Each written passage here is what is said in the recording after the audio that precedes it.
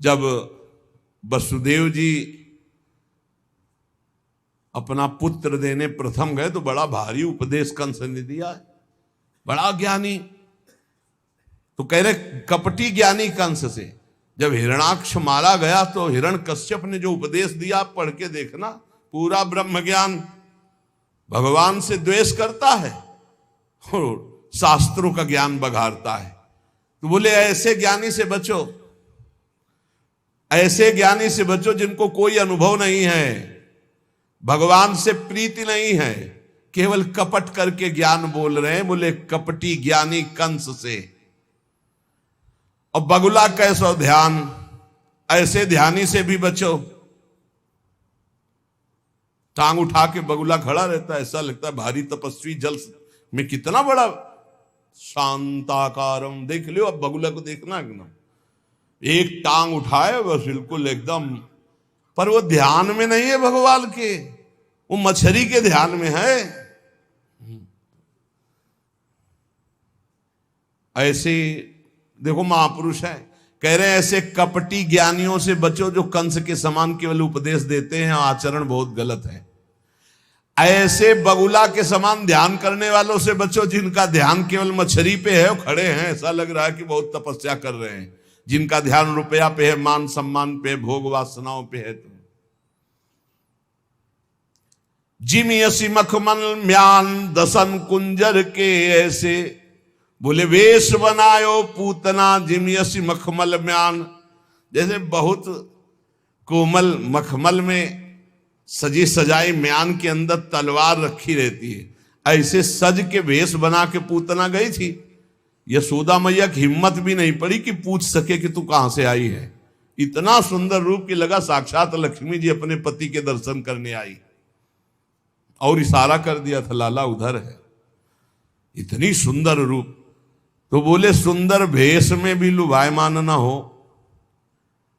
मखमल की म्यान में अंदर रखी क्या है? तीक्ष्ण तलवार।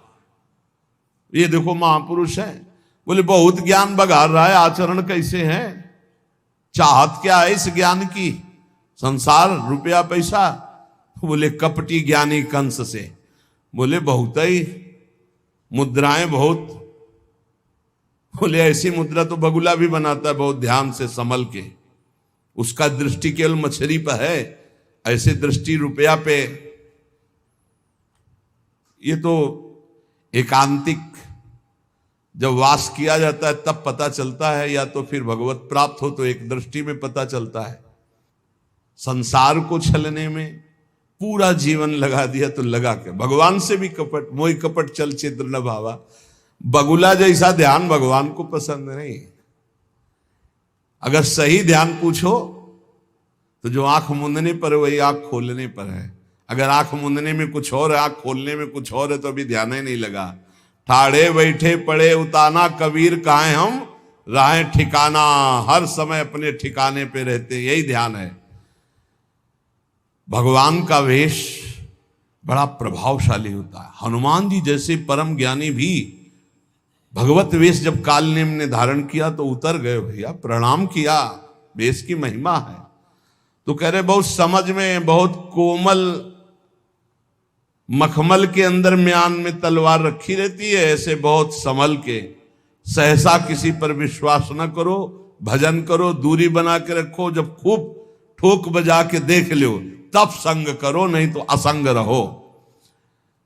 स्वार्थ साधत और दिखावत और ही। जैसे बहुत लोग संसार के लोग ऐसे होते हैं कि स्वार्थ अंदर से साधते हो, बाहर से परमार्थ दिखा रहे हैं। जैसे हाथी के खाने के दांत और होते हो, दिखाने के और होते हैं। तो बोले ऐसे दिखावटी संग से बचो। भगवत ऋषि जी कहते हैं ऐसे के संग तजो भक्त भगवत जिन दपटी। लोभी करे अनर्थ अर्थ जाने नहीं कपटी।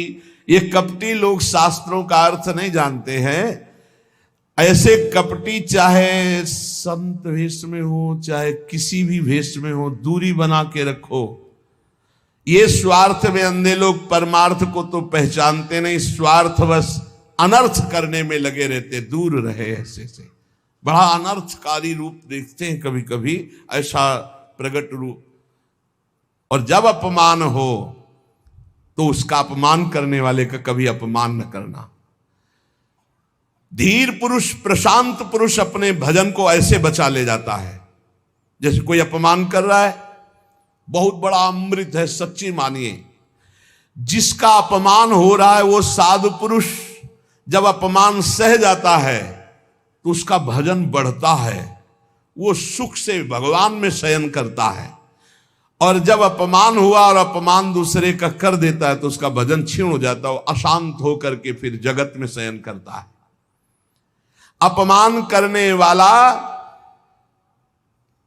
जब कोई सामने से अपमान सह जाता है तो उसका सहन करना उसके नाश का कारण बन जाता है। अपमान करने वाले का निश्चित नाश हो जाता है जब वो सामने वाला बोले ना, केवल चुप रहे। ये बड़ी बात है, पर बहुत कठिन है। उस समय जब कोई अपमान कर रहा है, निंदा कर रहा है, आप शांत हैं, इसका मतलब आपके ऊपर गुरु कृपा है और आप अपने भजन को पहचानते हैं, भजन बचाना चाहते हैं। अपमानित होने पर चाहिए कि अपमान करने वाले की ना बुराई सुने ना बुराई करे। जैसे कोई आकर बहुत नीच आदमी आपको गाली दे रहा था, कान में अंगुली डालो, नहीं भाई वो नीच नहीं, भगवान उसके अंदर बैठकर मेरी परीक्षा ले रहे थे, मुझे पुष्ट कर रहे थे, वो नीच कैसे हो सकता है। अपने भजन पर दृष्टि रखे, ना उसकी निंदा करे, ना उसकी निंदा सुने, ना उसका बुरा चाहे।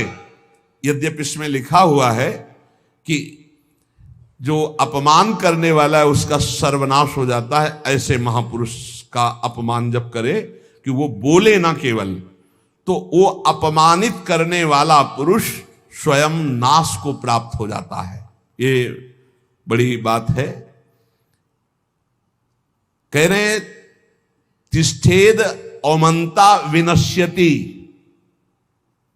अगर वो अपमान जिसका कर रहा है वो महात्मा भजन करने वाला शांत है, कुछ नहीं बोल रहा है, वो तो सुख से शयन करेगा परमात्मा में और उसका भजन सुरक्षित बच गया और जो भी कलमश हुआ होगा वो भस्म हो गया। लेकिन अपमान करने वाला बोले विनश्यति, उसका नाश पक्का हो जाएगा। अपमानित होने पर साधक को चाहिए कि कभी अपमान करने वाले की ना बुराई सुने और ना बुराई करे, उसका भजन बच जाएगा, भगवान की कृपा हो जाएगी। अमृतस्येव तृप्येत अपमानस्य योगवित् विषवच्च जुगुप्सेत सम्मानस्य सदा द्विजा। साधक को चाहिए कि अपमान को अमृत के समान पान कर ले, नीचापमानम सुधा। देखो साधक, अपमान को अमृत के समान, जब कोई अपमान कर रहा हो तो ऐसे खुश होना चाहिए काम बन गया।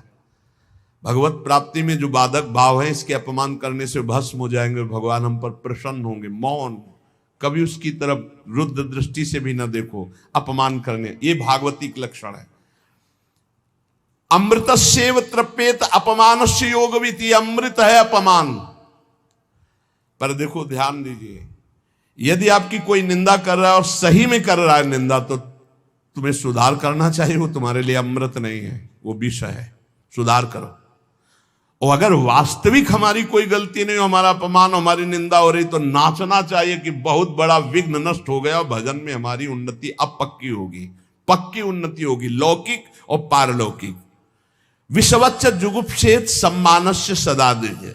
साधक को चाहिए कि सम्मान से ऐसे बचे जैसे विष भरे भोजन से बचा जाता है। सम्मान स्वीकार न करे, प्रणाम नमस्कार ऐसे। श्री हरिवंश कोई कह रहा है, श्री हरिवंश, अब वो अगर पंचांग प्रणाम कर रहा है तो आप भी नमन कीजिए और निकल जाइए, व्यवहार मत बनाइए, दोबारा वो ना प्रणाम करे, ऐसी भावना रखिए। अगर ज्यादा आप उससे प्यार करेंगे कि ये प्रणाम कर रहा है तो सम्मान स्वीकार कर रहे हैं। सम्मान देने वाले से ज्यादा प्यार नहीं किया जाता। राधा जल्दी, सम्मान विष है और अपमान करने वाले को प्यार दृष्टि से देखा जाती है। आप बड़े हितैषी हो, हमारा भजन बढ़ेगा, भगवान की प्राप्ति होगी। पर ऐसी अपनी तरफ से चेष्टा ना करे कि कोई अपमान करे। अपमान से सदैव तप की वृद्धि होती। अपमानात् तपो वृद्धि, सम्मानाच्च तपः क्षया। सम्मान स्वीकार करने पर तपस्या भजन क्षय हो जाता है और अपमान होने पर तपो वृद्धि, उसकी तपस्या की वृद्धि होती है। अर्चिता पूजितो विप्रा दुग्धा गौरी गच्छति। जो अपनी पूजा कराने लगता है, अपने प्रणाम स्वीकार करने लगता है, तो जैसे दूध देने वाली गाय दुर्बल हो जाती है, ऐसे तपहीन हो जाता है जो भारी प्रणाम नमस्कार पूजा स्वीकार करता है। स्वीकृति नहीं होनी चाहिए। पुनराप्याप्यते धेनु शतृणैः सलिलैर्यथा एवं जपैश्च होमैश्च पुनराप्याप्यते द्विजा। साधक को चाहिए कि यदि प्रणाम नमस्कार बहुत करवा चुका है, वैसा लगा कि मेरा तप क्षीण हो गया, तो बंद कर दो प्रणाम नमस्कार और एकांत में बैठकर, जैसे गाय को फिर अच्छा अच्छा चारा पवाया जाए तो पुष्ट हो जाती है, ऐसे अपने साधन भजन करे, प्रणाम नमस्कार से दूर हो जाए। महापुरुषों ने भी ऐसी लीलाएं की जिससे प्रणाम नमस्कार बंद हो जाए। ये सबको भगवत स्वरूप मान के तुम प्रणाम करो, तभी बात बनेगी। कह रहे हैं कि अगर प्रणाम नमस्कार स्वीकार कर लिया जाए तो सम्मानाच्च तपक्षय, उसका तप क्षय हो जाता है। संसार में देखना, ब्रह्म तेज को प्रकट करने वाला कौन है? जो निंदा हो उसे सहजे, वो ब्रह्म तेज को प्राप्त हो जाता है, भगवत तेज को। अपनी निंदा हो मुस्कुरा के सहले, बहुत बड़ी बात है। बोले आक्रोशक समो लोके सुहृदन्यो न विद्यते यस्तु दुष्कृत मादाय सुकृतम स्वप्रच्छति। हमारी गलती ना हो, जैसे हमसे गलती हो गई फिर निंदा हो रही, तब तो ठीक ही है, होना ही चाहिए। हमारी गलती नहीं, फिर निंदा हो रही है, तो एकांत में प्रसन्न होना चाहिए। अब वो भगवत तेज उसका बढ़ेगा, ब्रह्म तेज बढ़ेगा उसके।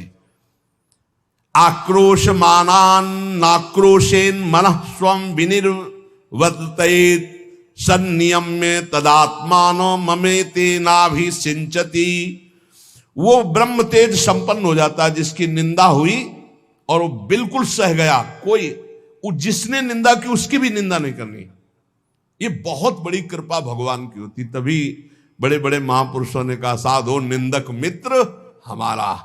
संतो, ये निंदा करने वाले हमारे बड़े मित्र हैं, बड़े भाग्य से मिलते हैं निंदा करने वाले। नहीं, उल्टा है, संसार में ही माना जाएगा बड़े भाग्य से मिलते हैं प्रशंसा करने वाले, मुंह चुपरी बोलने वाले, लेकिन निंदा करने वाले बड़े भाग्य से मिलते हैं। कितना कलेजा उनका पक्का भगवान करते हैं, और संतों का यश होता है उसी से।